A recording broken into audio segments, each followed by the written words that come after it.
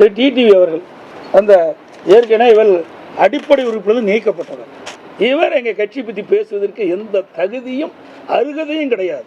அடிப்படை உறுப்பிலிருந்து நீக்கப்பட்டவர் சொன்னால் இவர் எப்படிப்பட்டவர் என்பதை நாம் உணர வேண்டும். துரோகத்திற்கு நோபல் பரிசு கொடுக்கணும்னா அது பழனிசாமிக்கு தான் கொடுக்க முடியும்.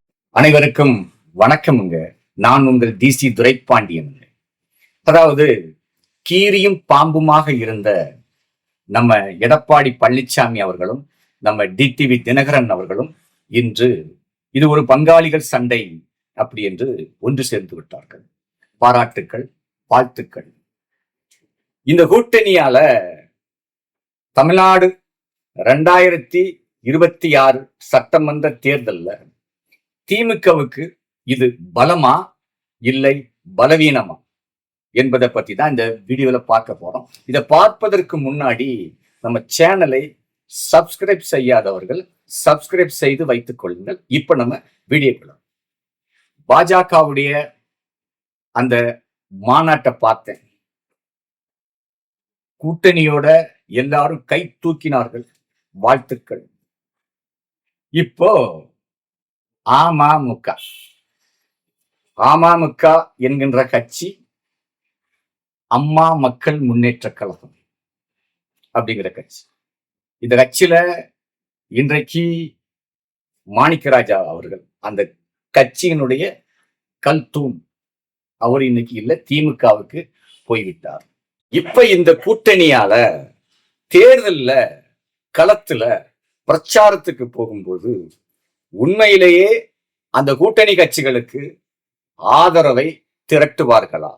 அப்படியே ஆதரவை திரட்டினாலும் உள்ளத்தில் இருந்து பேசுவார்களா இல்லை உதட்டில் இருந்து பேசுவார்களா? இதுதான் இன்னைக்கு கேள்விக்கு.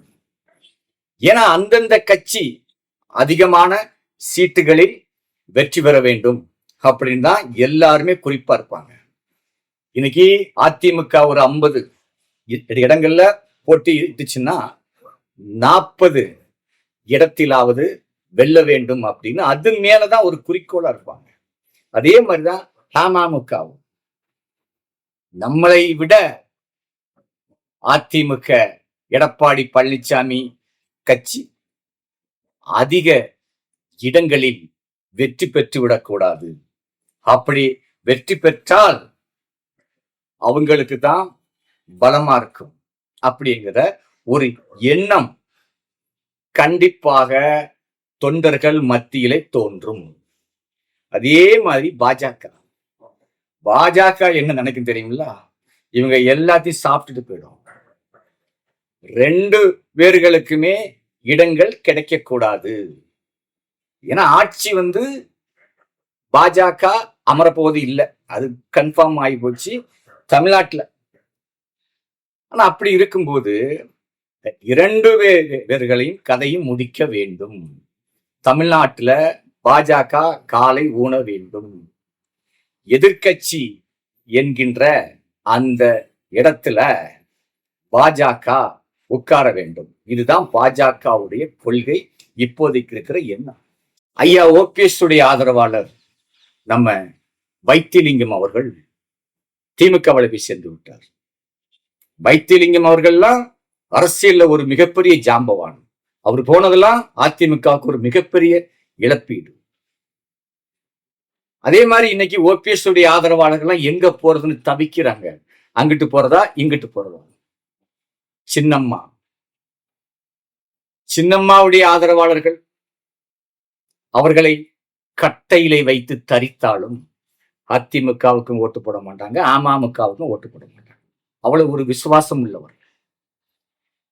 இப்ப சின்னம்மா அவர்களுக்குங்க ஒரு தொகுதியில ஒரு 3000 ஓட்டாவது இருக்குமா இல்லையா? கட்சியை விடுங்க, கட்சிகளை தாண்டி சின்னம்மாவுடைய ஆதரவாளர்கள் ஒரு தொகுதியில 3000 ஓட்டு இருக்குமா இல்லையா? அதே மாதிரி ஐயா ஓபிஎஸ் அவர்களுக்கும் அதுல பாதி ஒரு 1500 ஓட்டு இருக்குமா இல்லையா? இன்றைக்கு ஒரு ஓட்டுனுடைய மதிப்பு 1 லட்சம் ரூபாய். நீங்க எத்தனை கோடி ரூபா செலவு பண்ணி தேர்தலில் போட்டியிட்டாலும் ஒரு ஓட்டால தோல்வி பெற்றாலும் தோல்விதான், ஒண்ணுமே செய்ய முடியாது. அப்ப என்ன பண்ணணும்? நம்முடைய குடும்பத்துல உள்ள ஓட்டுக்களை நாம் சேர்க்க வேண்டும்.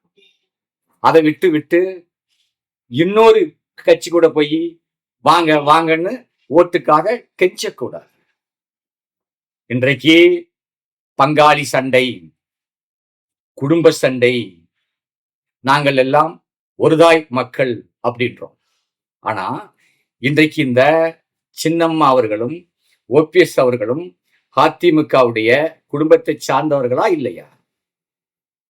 அம்மா அவர்களும் ஓபிஎஸ் அவர்களும் இந்த கட்சிக்காக, அதிமுக கட்சிக்காக, அம்மாவுக்காக செய்த தியாகங்களை விட நீங்க 2 பேரும் என்ன தியாகம் செய்து கிழித்து விட்டீர்கள்.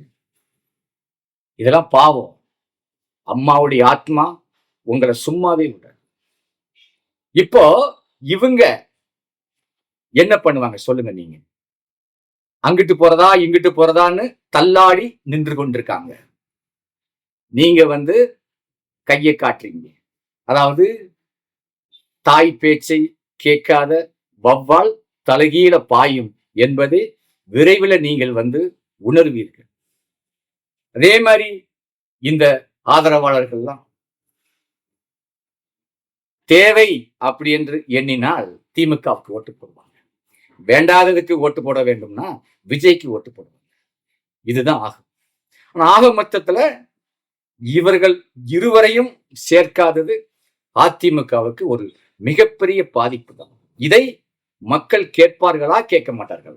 மக்கள் ஒரு ஓட்டு போட்டாலும் புரோஜனமான ஓட்டாக போட வேண்டும் என்று மனதில் எண்ணிவிட்டார்.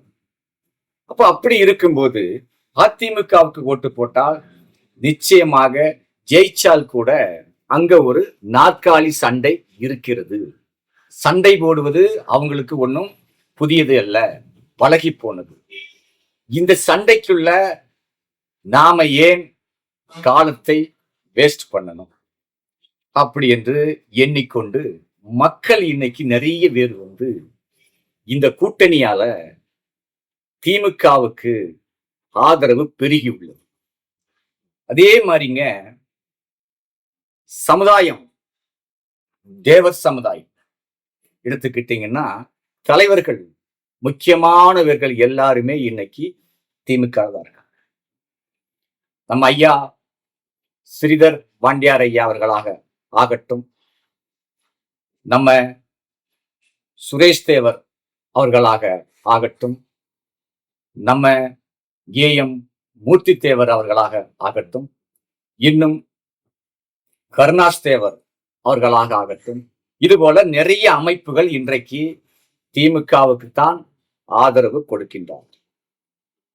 அது ஏன்னு கேட்டீங்கன்னா, இங்க சண்டை, பங்காளிகள் சண்டையாகிவிட்டது. இது கூட நாம ஏன் சேர்ந்து சண்டை போட வேண்டும்? திமுகவுல கை கோர்த்தால் அங்க ஒரே இதுதான், ஸ்டாலின் தான் முதலமைச்சர், அங்க வேற யாருக்கும் இடமே இல்லை. அப்ப நம்ம ஏன் அங்க இங்கன்னு போனோம்? திமுகவுக்கு ஆதரிப்போம்.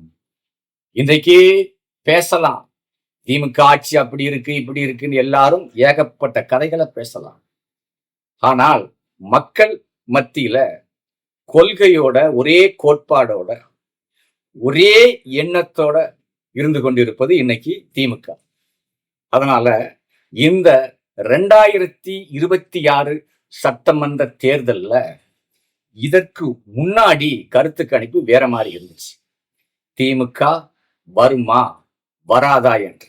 ஆனா இப்போ நம்ம எடப்பாடி பழனிசாமி அவர்களும் டிடிவி தினகரன் அவர்களும் சேர்ந்த இந்த ஒரு தவறான கூட்டணியால இந்த 2026 தேர்தல்ல திமுக கண்டிப்பாக 180 இடங்களுக்கு மேலாக பிடிக்கும் என்பதுதான் என்னுடைய கருத்து கணிப்பு. நன்றி, வணக்கம்.